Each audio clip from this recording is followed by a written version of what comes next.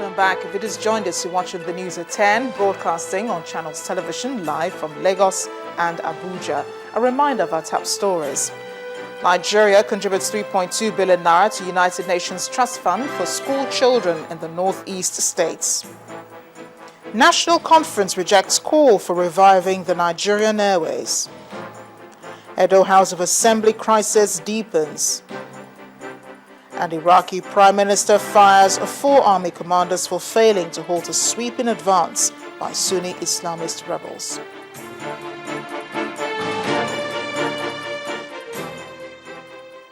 Well, do remember, all our top stories can be found on our websites, channelstv.com and on youtube.com/channelsweb. But do visit m.channelstv.com to view us live on your mobile device. You can also download the Channels TV app for Android, iOS and Windows phones from their respective stores. You can also interact with the Channels Eyewitness feature on our Android, iOS and Windows 8 platforms. So if you have pictures or videos to share with us, tap the application on your device, swipe to reveal the Eyewitness menu and follow the instructions. The Plateau State chapter of the People's Democratic Party suspended its chairman, Mr. Harun Odabin, after an extraordinary meeting of the state's executive committee. Mr. Dabin is accused of incompetent leadership and for causing conflict among members. After a seemingly long silence, the political drama in Plateau State is starting again. The state's ruling People's Democratic Party is carrying out reconciliatory moves to ensure that members remain united for the 2015 general elections. Erring members are already falling under the sledgehammer of indiscipline, a punishment not sparing even those at the highest level. Rising from an extraordinary meeting which had the deputy governor in attendance, the state executive committee of the party suspended its chairman, citing several reasons. In view of the deliberate refusal by the party chairman, Dr. Harun Odabin MNI, to call meetings of the various organs of the party for an unduly long period of time, and the consequent failure to render financial accounts to the party, and given the convincing indications that the said chairman instigated some members of the party to institute a lawsuit against the party, the State Executive Committee is constrained to suspend the chairman pending full investigations by the party's disciplinary committee within 2 weeks from 16 June 2014.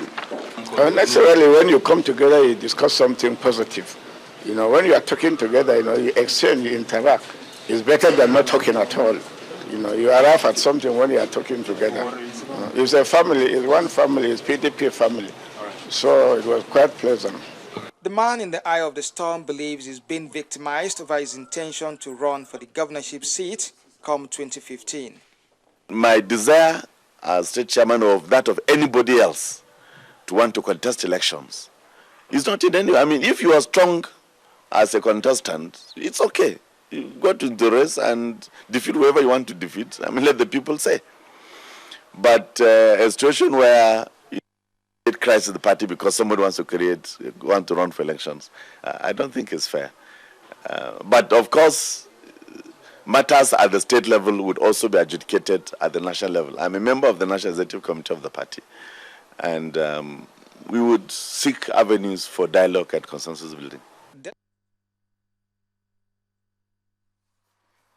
We're staying with politics. Just 4 days to the governorship election in Ekiti State, the Economic and Financial Crimes Commission says it is only the Independent National Electoral Commission that can determine whether or not the governorship candidate of the People's Democratic Party, Mr. Ayodele Fayose, can run in the election.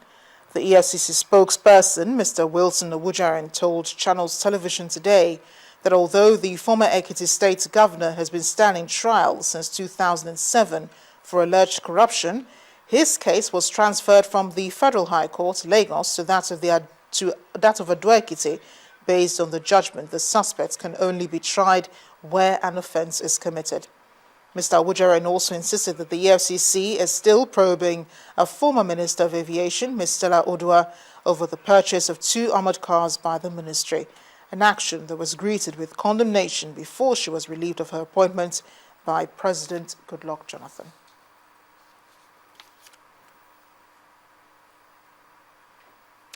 And it's time to hand you over to Gloria in Abuja. Hi, Gloria. Welcome to the nation's capital. A call for President Goodluck Jonathan to revive the moribund Nigeria Airways has been unanimously rejected by delegates at the national conference. The delegates also rejected a proposal for the establishment of a new national carrier by the government.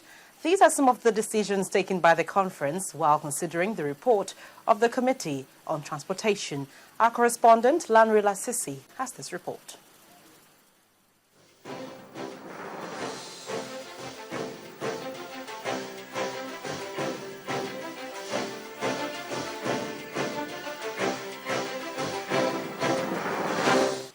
The conference appears to have found its rhythm and has settled on its initial plan of considering and completing work on one committee report per day.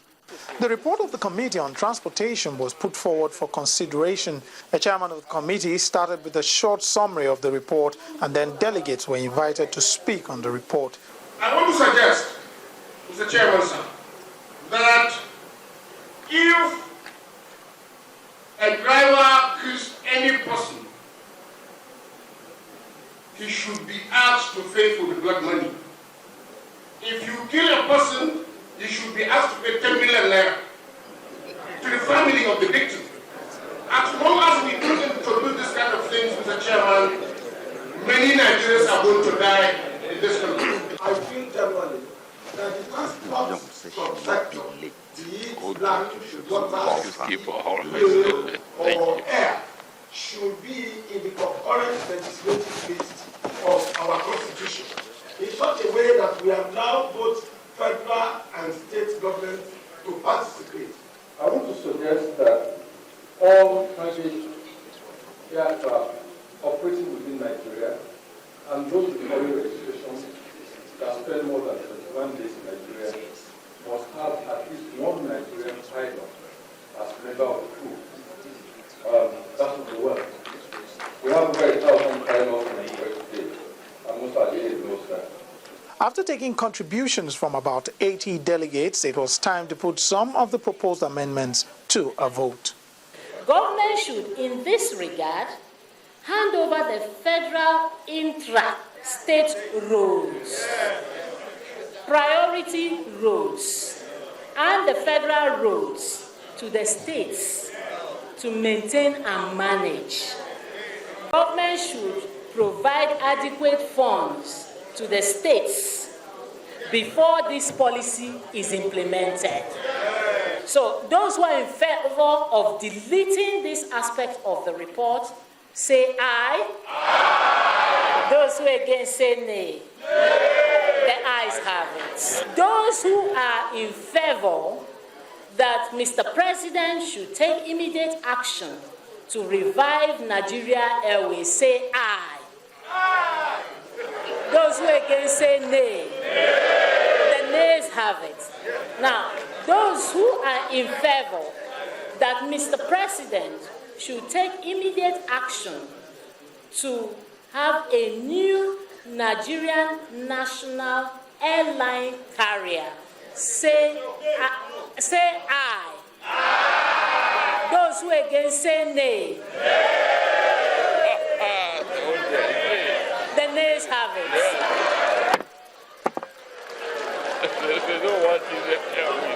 The report of the committee has been adopted by the conference, and the conference is now set to move on to another committee report.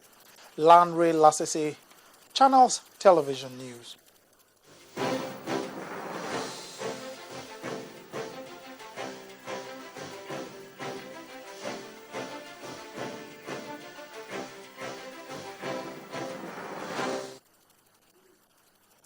An illegal refinery in Achoze village, Kogi State, north-central Nigeria, has been discovered and destroyed by operatives of the Nigeria Security and Civil Defense Corps and the military.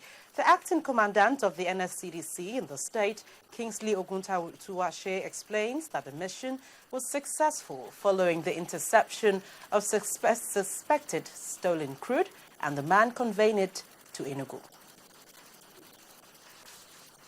Now, Philips Consulting Limited has announced its strategic partnership with a global financial solutions provider, Polaris Financial Technology Limited, from India to jointly provide cutting-edge services in Africa and the rest of the world.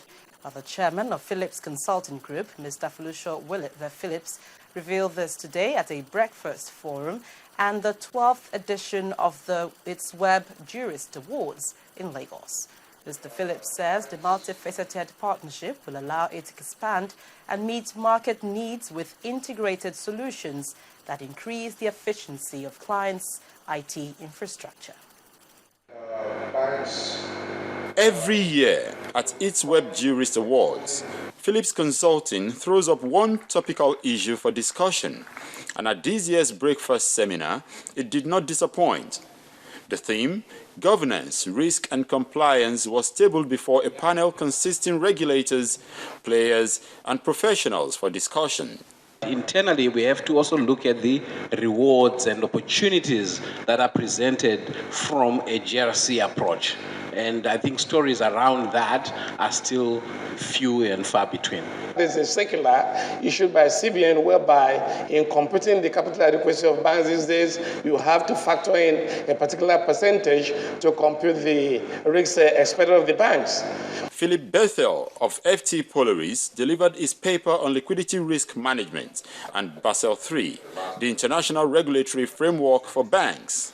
It's all about forecasting, making sure that if something happens, let's say the Fed moves by 0.5 of a basis point, or the Eurozone goes into negative growth, as they have done now, what are you going to lose? How's it going to affect you as a bank? But you shouldn't see it as a loss, it's an opportunity. This expertise and that of Philip Consulting have attracted both to each other as they come together for Nigeria's West Africa, Africa and the global good. We are very proud to join forces with Polaris Financial Technology to offer a wide range of financial technology services to the African markets that can be fully integrated into any existing solutions already used by the organization. The Web Jurist Awards honors banks and other institutions with discerning websites with security, aesthetics, performance, content and organization in mind, and Guarantee Trust Bank, Airtel, Mansard Insurance and BGL won their various categories. Meanwhile, Philips Consulting says it remains committed to guiding its clients through a judicious use of IT solutions and architecture. Henry Ogunjimi, Channels Television News. When the news at 10 returns, members of the Bankers Committee endorsed the CBN cashless policy nationwide from July the 1st. Channels TV.